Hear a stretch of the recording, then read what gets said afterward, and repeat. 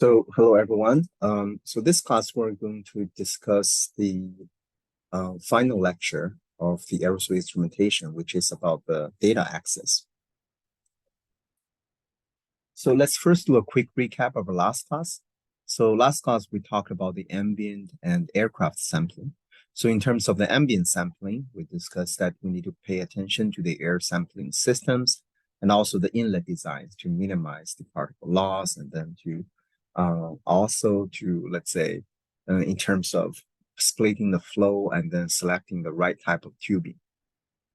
We also need to pay attention to sample drying, because if it's overhumidified, then the particle size will become larger, and also you may have water condensation in the tubing. So that's why people normally use diffusion dryer or membrane dryer to dry off the particles. And we also briefly discussed about the aircraft sampling. Mentioned that there are quite many issues to consider. For example, to consider the boundary layer of the system, to consider the let's say the pressure and temperature changing due to the high speed of the aircraft.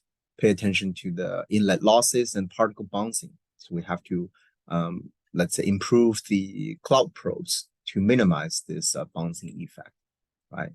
So that's the overview of the, let's say, the conventional aircraft sampling. What about these newer versions of the aircraft, or we call as the unmanned aerial vehicles, or the UAV, right? So, some of these UAVs can be really cheap, like there are these DJI UAVs or the drones. They just cost maybe $300 each one, and they can carry some of the aerosol instruments, or maybe those low-cost air quality sensors to monitor the air quality, right? So then, if we consider what are the advantages of using UAVs for aerosol sampling, it's quite obvious, right? Because now, if it's UAV, if it's unmanned, then the requirement for the resources is going to be much smaller. And also, when you use the UAVs, you can do more frequent monitoring. Also, because of the lower requirement for the resources, you can do more frequent measurement. You can do, for example, more challenging maneuvers, right, to look at the air quality or the aerosol properties in a more comprehensive manner, right? So what should we consider when sampling the aerosols with a drone or with a UAV? So since now we don't have people sitting on the aircraft to operate the instrument have to be automatic, right? Autonomous, can run by themselves. And also, we want to avoid the sampling bias. For example, if you're trying to use these rotary wing UAVs, then you don't want to sample the air directly downwind of these rotors, because there may be some lubricants inside that may contaminate the aerosol samples, right? So you may want to stick the sampling probe outside this UAV range, so it's taking the clean air. And also, you might need to balance the battery consumption and the area that you're going to sample. And sometimes for these fixed wing UAVs, for example, the DOE is having their new fixed wing UAV. It's called the Arctic Shark system. Maybe look like this one here. So when people operate these UAVs, they can fly really high up in the sky, right? But you still want to maintain a visual, let's say, observation of these UAVs when it's behind the clouds, which means that if they're flying above the cloud, there has to be a chase plane that keep tracking these UAVs in case they get lost, right? If it's get lost behind a cloud, you never know where it is flying into. So this is for the safety concern, okay? So here I'm just going to show you a few pictures of these UAVs. This is the Arctic Shark system that I just mentioned that the DOE is deploying, right? So they're going to have their upcoming formal campaign in the 2024. So basically, you can deploy many instruments. I would say a few instruments inside the UAV here. It's still quite large, but if you consider the payload, it's just the head of the UAV, right? It cannot be very heavy, and also you need to balance the weight. So because of that, we need to miniaturize a lot of the instruments inside. So here it's showing you some detailed pictures of the sampling probe, and you can also put these cloud probes inside. right, to monitor the cloud droplet size distributions in real time. And as I mentioned, well, these UAVs can deploy a set of instruments or research-grade instruments compared to, let's say, these rotary wing UAVs, because these are just too, the instruments will be too heavy for these UAVs, right? So, for example, it can provide you the aircraft state, meteorological state, right? So by using this AIMS, Aircraft Integrated Meteorological Measurement System, right? It can also give you carbon dioxide, water, vapor mixing ratio, flux measurement, because it has the, let's say, the vertical wind and then the temperature measurement, and it has camera inside. So as I mentioned, the space on the UAV is still limited. So that's why people can only select a specific package for the aerosol measurement. For example, the aerosol physicochemical property measurement that include the CPC, the OPC, for particle sizes larger than certain diameter, let's say 100 nanometers. And then the miniaturized, let's say this is another OPC, the cloud droplet probe.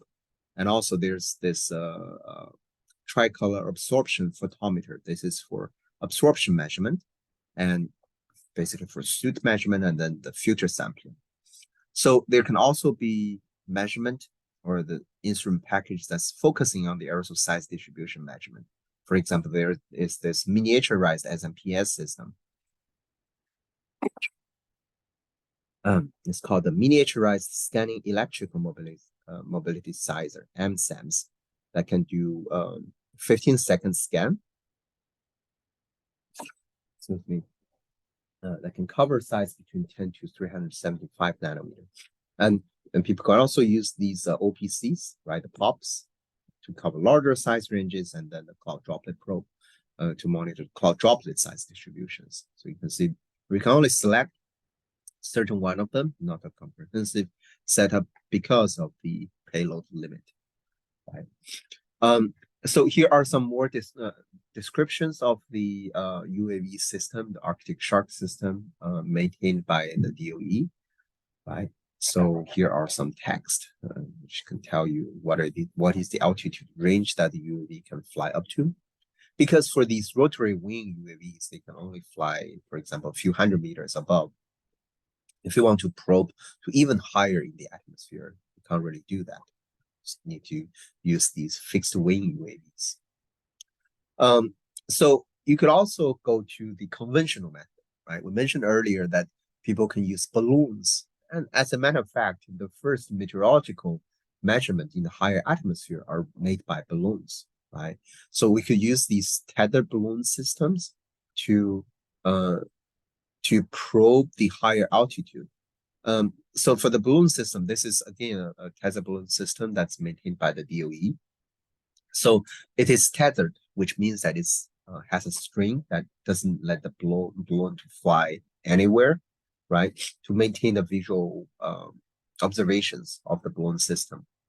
So since it's tethered, then it cannot fly really high up, right? So generally it can go up to, let's say, 1,500 meters above the ground. But many studies actually just let the balloon to fly a few hundred meters above. And then people can put more sophisticated instruments like the SMPS, CPC, basically more instruments, because now you can just control whatever payload you want, right? And I mean, it depends on the size of the balloon. Still, these tethered balloon systems are relatively lower cost compared to the manned, let's say the piloted aircrafts, right? So you can do more frequent measurement to look at the aerosol properties within the boundary layer. How does it change as a function of time? So here I'm showing you a study that's basically using the tethered balloon system to look at the atmospheric new particle formation.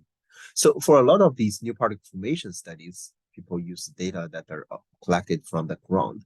But actually, there are more evidence or mounting evidence showing that new particle formation might be happening in the higher atmosphere, and then the newly formed particles are getting transported down to the surface. So this has pretty big significance in the climate modeling, because now if the new particle formation happen in the higher atmosphere, then we need to change the modeling method.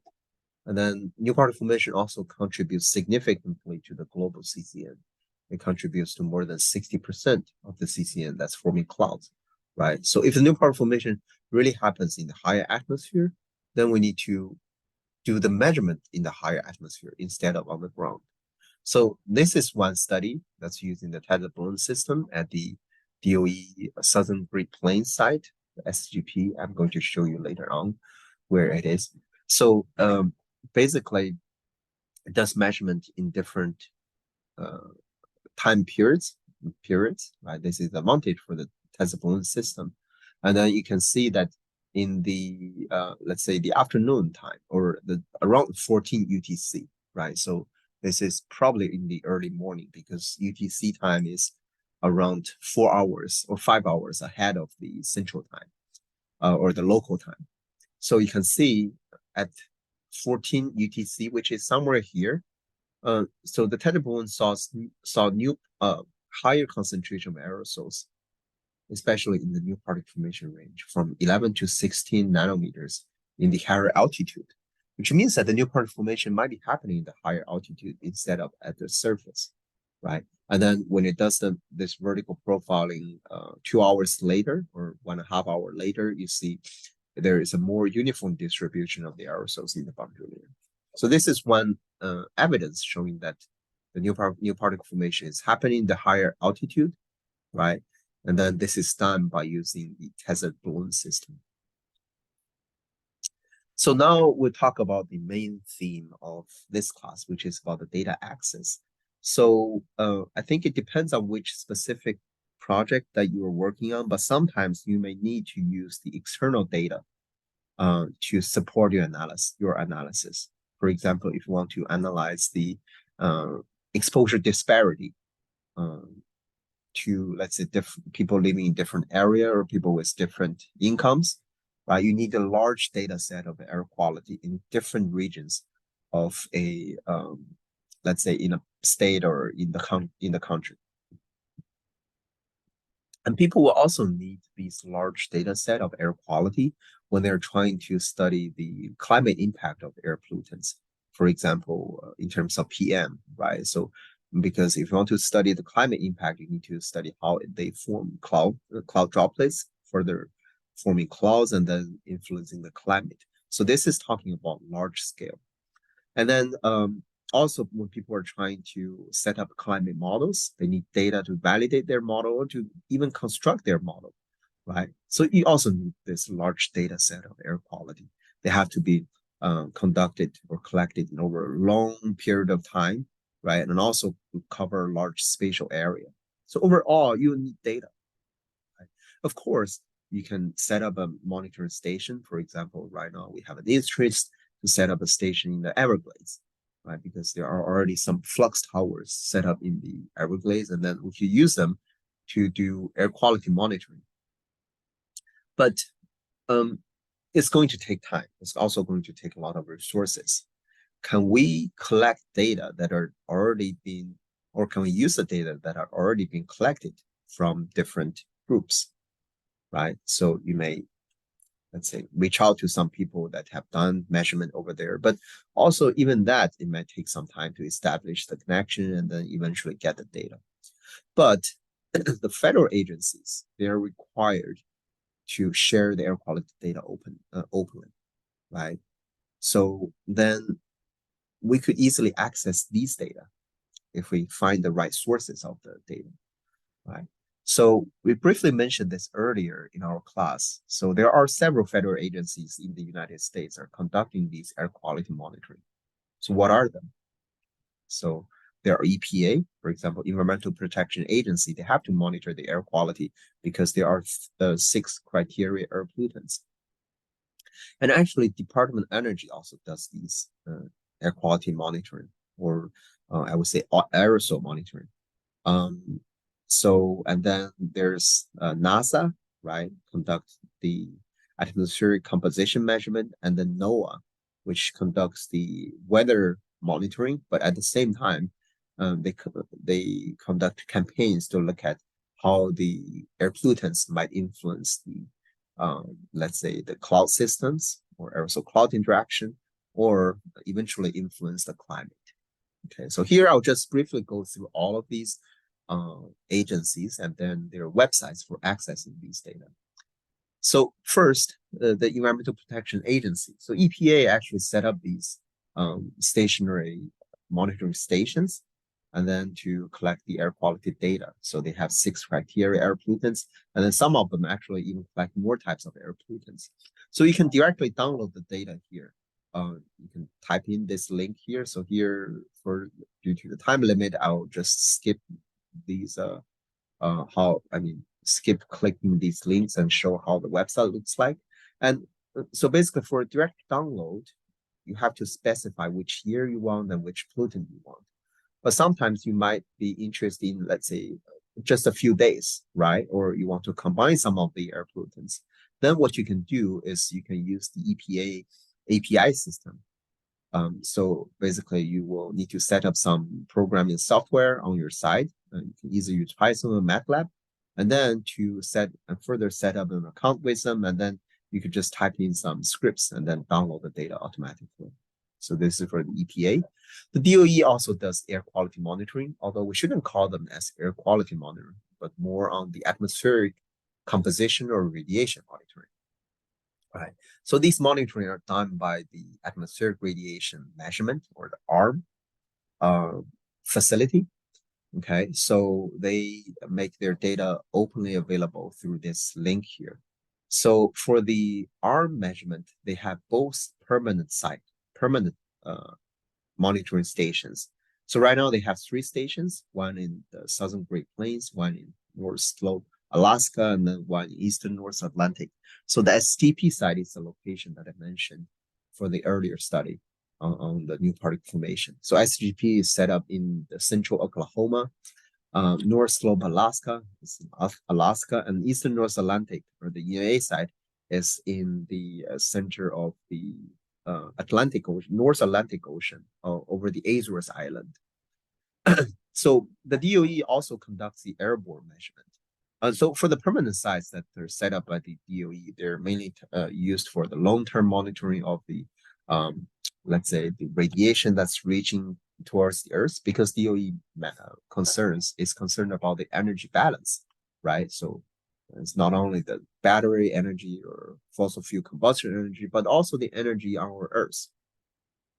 So for these permanent sites, DOE wants to basically monitor how the energy is changing over time, and also energy towards the Earth is changing over time, and also to test some of the user facilities or user instruments to monitor the, let's say, both the ambient air quality and also the cloud processes.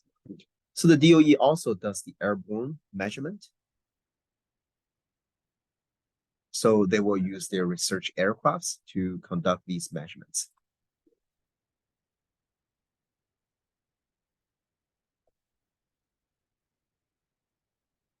And so NASA also conducts these measurements. So basically NASA are going to use the aircraft measurements. This is how you can access their suborbital data archive. So you can look at how their campaigns were conducted each year, and then the data coming out of those campaigns.